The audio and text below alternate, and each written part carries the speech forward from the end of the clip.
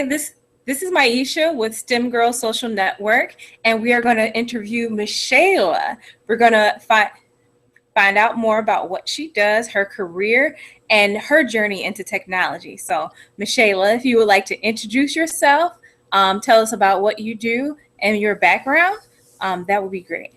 Yeah, of course. So my name is Mischaela Advani. I am a product manager at a PR software company called Cision.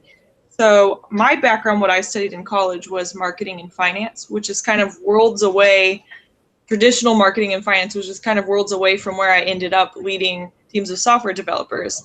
And so the way I kind of got started with that is just out of college, I became interested in working for a tech startup. I always thought that I would work in fashion or beauty marketing because those were the things that interested me. I actively read Vogue, and I was really interested in working for somewhere like Ulta, working in there on beauty marketing campaigns, etc.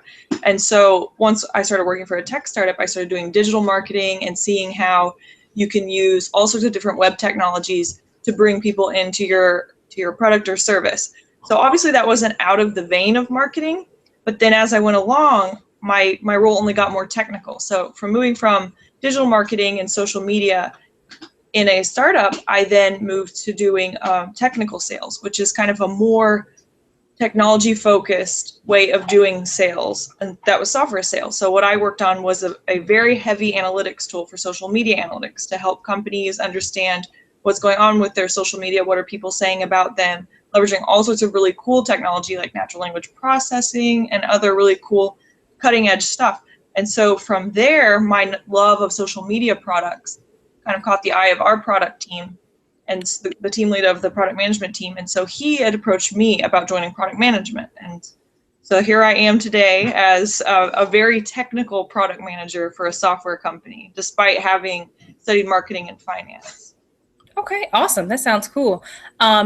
So could you tell us about a little bit about your day-to-day work, like what you do on a typical day on your job?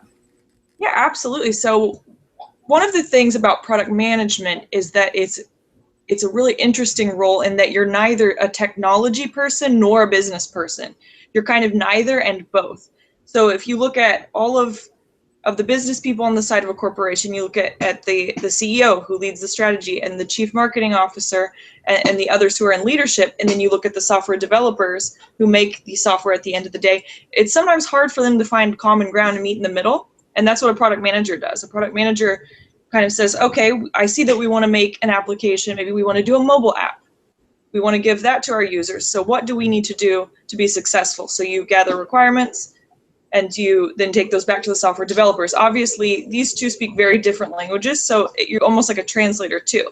So a lot of my day, because we use Agile Scrum software development, it is very regimented. I have a daily stand-up with my software development team every morning, and so that's at a set time. We spend 15 minutes kind of going around the room and saying what it is that we're working on that day. Obviously, as product manager, I'm more about coordination and setting strategy and breaking down what needs to be done. So I don't have development work for the day. So they kind of share with me what it is they're working on that day, what it is that they worked on the past 24 hours, and sort of just getting on the same page with each other. I can then share that throughout the day with anyone in leadership who asks me, where are we with this project? And is this application going to get out the door on time?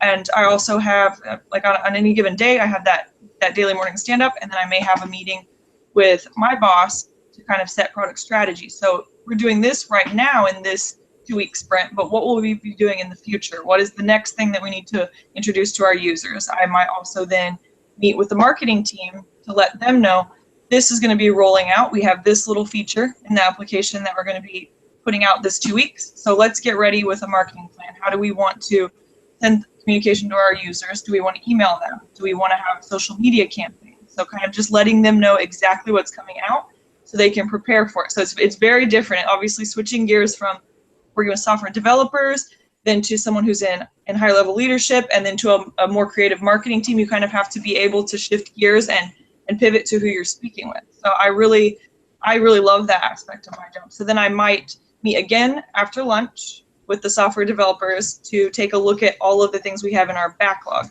which are tasks that we need to do in the future.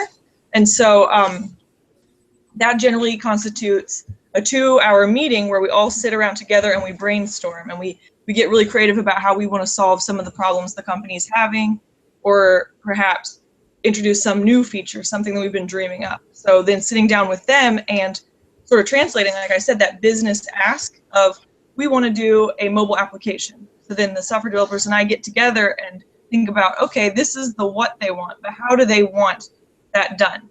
Maybe we'll make both an Android app and we'll make an Apple iPhone app. Maybe we'll only do an Android app because we see most of our users are on Android phones. So sort of just breaking down what technically needs to be done and really solving the problem together. So it's a really collaborative effort. I might then, after that meeting with the developers, work with the design team. So my day is usually the same in that I know that I'm going to be working with developers and then leadership and then marketing and then design, but it can be really, really different day to day, especially if an emergency pops up, which happens sometimes. Maybe there's a big bug in the software that we didn't know about, and now our users are calling in and saying that they can't save some of their work in the application, or they can't reach a certain feature. So then we have to jump in as a team and be really agile, as an Agile Scrum, and dive in and solve it. So it can be kind of very repetitive some days, but other days it's very dynamic and really different. So that keeps it really fun. Okay. And if you want to describe for our viewers what Agile Scrum is, I know that's like partially a project management, technical project management methodology, but if you can explain for us like what that means and what that means for your day. Yeah, so in the world of software development, you have waterfall methodology and you have things like Agile. So Scrum is just the sort of the framework that we use, so kind of the way we implement or the way that we go about being agile, and agile just means responsive. So Scrum is basically kind of like the way we get the job done. So Scrum means that we have that daily meeting every morning and we have a planning meeting all together. But the big difference between waterfall and agile is with waterfall, I'm sure a lot of people would remember in the when they used software before, you'd always have to get new editions on CD-ROMs, or you'd have to download a big new edition. The way it works now, especially when you use apps like Facebook or Instagram, you see a new feature appear. Really often you might see, oh, Facebook just gave me this new sticker this week, and next week they'll give me the ability to maybe, I don't know, upload GIFs that I want to. So Agile Scrum just means that our company is releasing little slivers of development functionality, so little bits of the software, rather than bundling up lots of features and then having a really big release. And what that means for my job is I have to be really flexible, and my team has to be really flexible, because we know every 2 weeks we're doing a sprint, and that means at the end of 2 weeks, if the business likes what they saw, then they'll want to release that functionality into the software. So we always have to be on our toes to know what is the new thing that we need to do, which also makes the job really fun. Okay. Do you feel that having to be responsive and having these 2-week sprints where you introduce new functionality into the software, does that make your job more difficult? Does that make for better products? Or I guess, how is that beneficial to your applications and your products? Yeah, so absolutely, and I feel like it's a little bit of both. It definitely makes my job more difficult. Being an Agile Scrum product manager is a lot more difficult than perhaps being a project manager that manages more long win projects. So a project that's 6 months, you know exactly when you're going to end. Whereas with Agile Scrum, you may do 2 weeks, release some functionality, 2 more weeks, and because you can be so agile and change, you might then shift off into something new.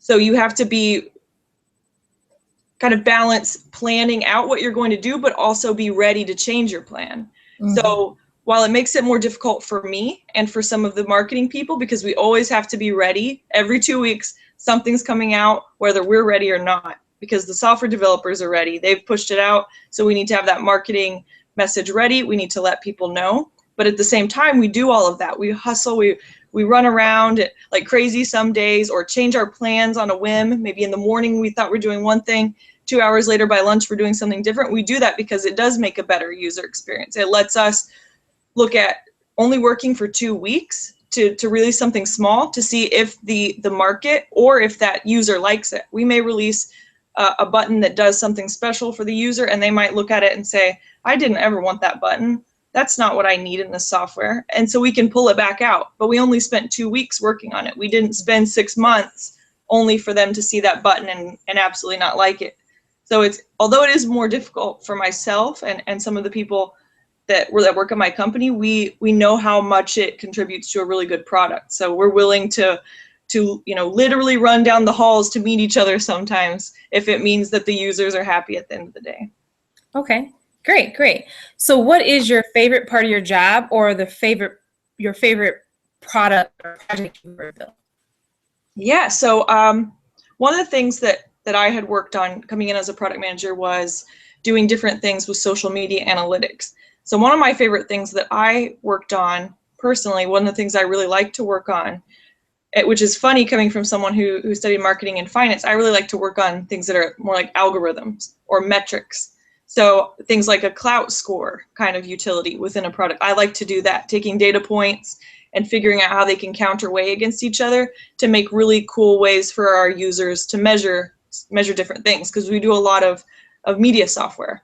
So I'd have to say that those are my favorite projects to work on. What I like most about my job is the fact that I can be both. I'm both a business person and a technologist. So I like the fact that I can speak with the CMO about kind of that high level strategy of our company, very, very high level, very, big thoughts and big themes. But then I can then turn around and have a meeting 30 minutes later where I go down into one little bit of really technical functionality with the software developers. So then I can wear my technologist hat and discuss that with them after wearing my business person hat. So I really like seeing both sides of our world. Not a lot of people get to do that.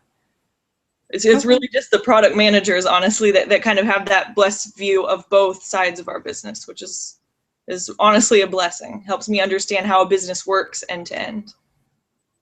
Now, can you attribute like your trajectory in your career or your success to any mentor you've had or any role model that you've had?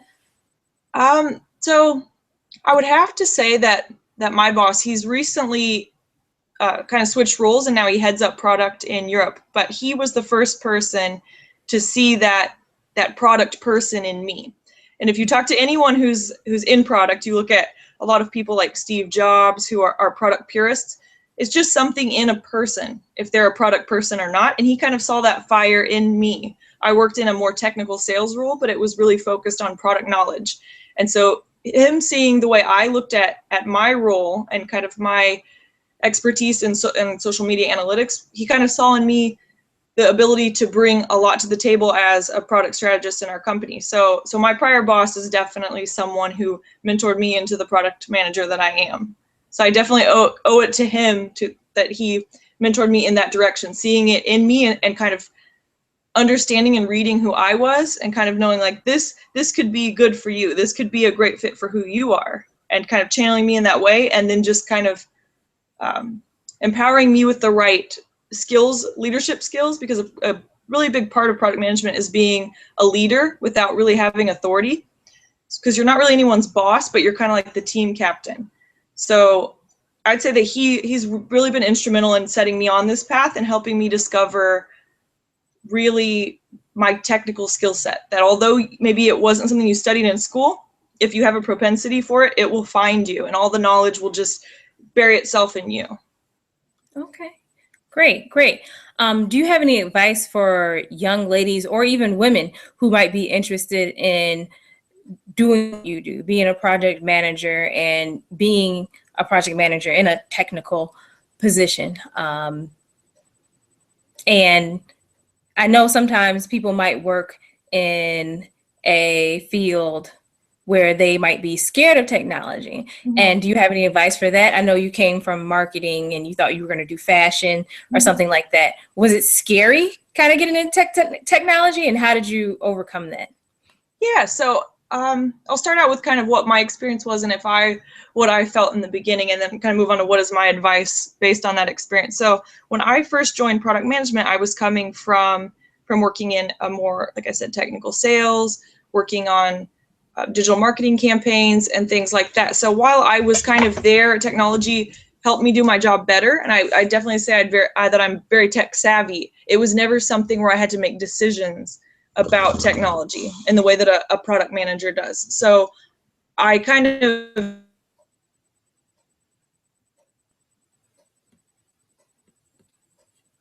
product management team that I'm building.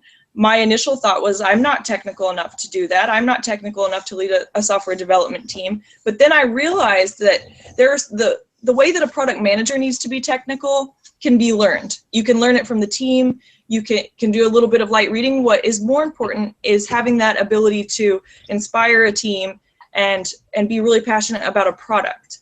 So if anyone is thinking, I really want to be a product manager, I really want to lead software teams, but I'm not technical, I'm not a developer, no one really needs you to be or is asking you to be. You can actually get in the development team's way if you're a developer mind. So it's almost better to be more of a business person who can speak tech rather than being a technical person who can speak business, because there are some things like just innate business savviness can't really be taught. Whereas learning the difference between Java and JavaScript, or learning what something being in .NET, what that means for the application, that can be learned the high levels can be learned very, very easily on the job. So and with that being said, my advice would be, if you feel that you're being called to do a certain type of work, like you really feel, I really wanted to delve into technology, but I'm scared of all the things I don't know technically, you'd be surprised how much you can really learn based on your own passion. Even if it seems that it might be over your head, it's really not. It's just perhaps something you've never been exposed to before. And there's all of these different resources now to learn any of the things you want to learn that are more technical. Great. I think that's excellent advice. Thank you. And I have a question about, do you see a lot of other women in your role? And how would you, if you don't, would you like to change that? Or what advice do you have for women who might be interested? Yeah, so I'd say in my role as a product manager, it's not, as you get more technical, it's often that you don't see women. When you see roles like project management, which there's a really big difference between product and project management. When you see project managers, and even in software companies, it's not that uncommon to see them as women. But when you look at Agile Scrum development, and the more technical or more hands-on the product manager is, then the less likely you are to see women. Which I know that's not anything we want to hear. And also, when you look at your development teams, you're also less likely to see women. I noticed a big change when I moved from product marketing to, it's kind of like, it goes in kind of layers.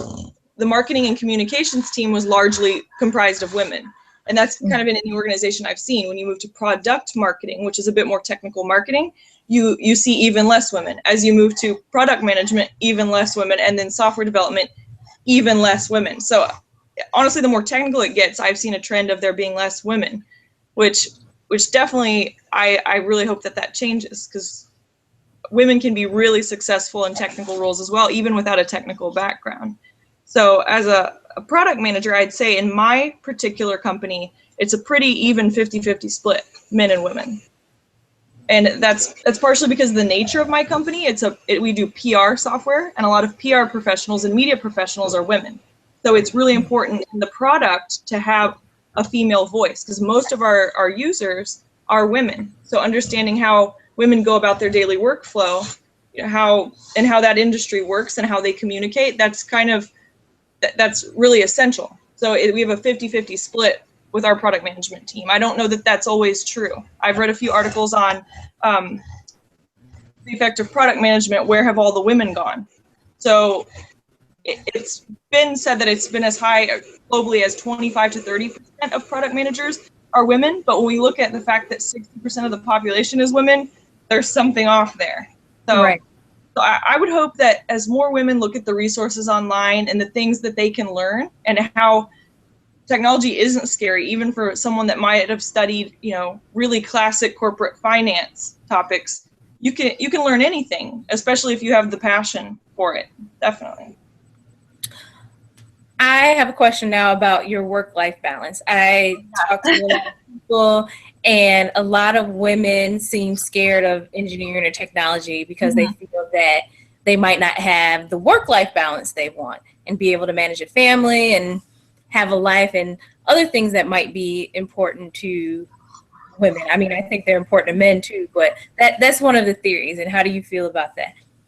Yeah, so I know we talked about Agile Scrum and kind of what it means just on the high level, and how that whole kind of work structure is. One of the interesting aspects, although it drives us all crazy, how flexible and ready to pivot we have to be, it also means that we need to be predictable, meaning we need to put in roughly the same amount of work every week. So generally we stick to a 40-hour work week in terms of engineers and people that liaise with engineers, such as product managers. So my work-life balance at my company is fantastic. We have things like summer hours, and we're allowed to take off certain Mondays and Fridays within the summer months. We also have generally a company-wide procedure where we don't generally work after 5 or 6. And just going back to the way Agile works, we always want to put in 40 hours a week so that we can determine how much throughput, so how much software can we develop every 40 hours each week. So it's really important in being able to predict a standard week that we only work 40 hours a week.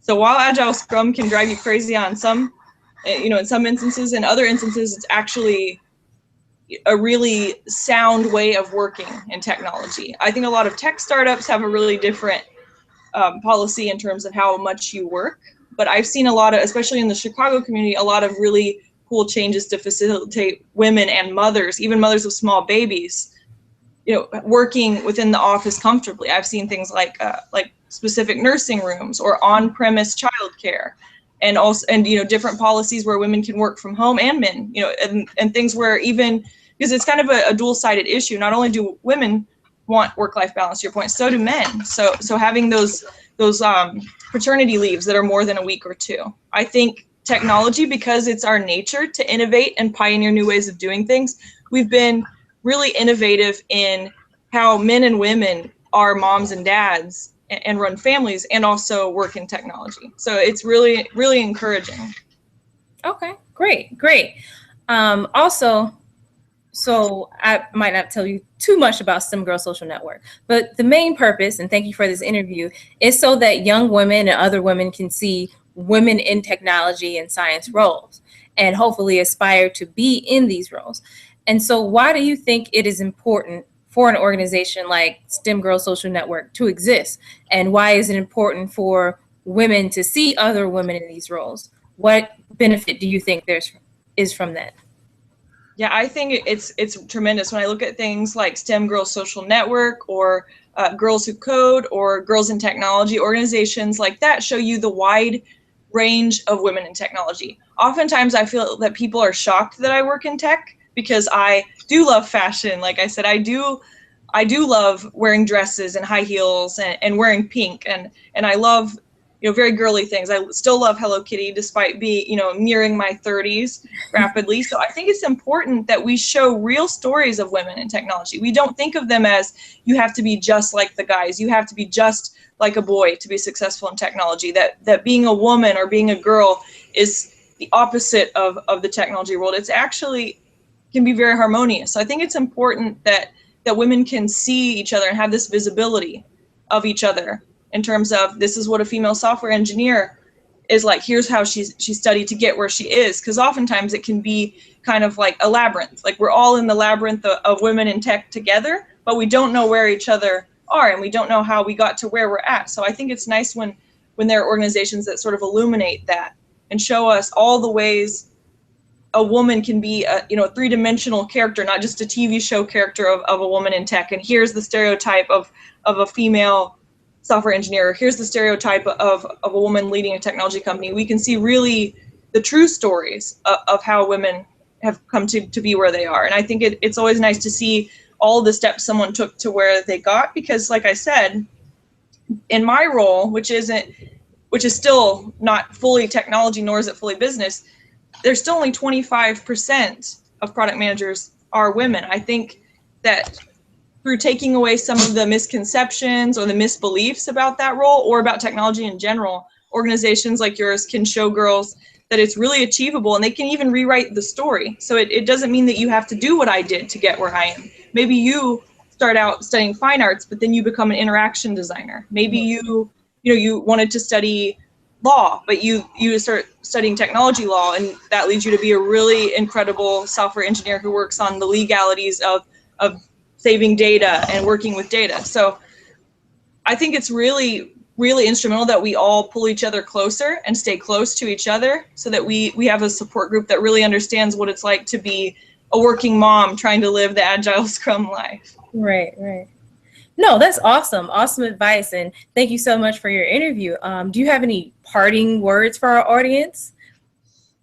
Yeah, so I just want to make sure that I say that any girls that think that maybe the guys in technology are not going to treat them the way they want to be treated, or it's kind of this prohibitive, really kind of like a war zone for women. That's not always the case. I know that girls might read stories about how technology is not woman friendly, and how software developers don't like girls or don't support girls. I think that's definitely the furthest thing from the truth, at least in my experience. I've had so many discussions with my team, and they've really inspired me to learn some coding skills. So I've recently started learning JavaScript because because they sort of inspired me. They said, you're great at problem solving, and you're really good at understanding what a user needs out of an application. Have you ever thought about learning some front-end development skills, or maybe it would help inform you of certain things. You'd make a great developer. So my advice to girls is, don't come into it worried that because you're a girl, that's viewed as a handicap in the technology industry. Definitely, but also, don't overly trust people. Just go in and do your best job, and don't let anything about you, from where you come from or what you studied or your gender or anything about you, your heritage, your national heritage, nothing can stop you from really chasing your passion.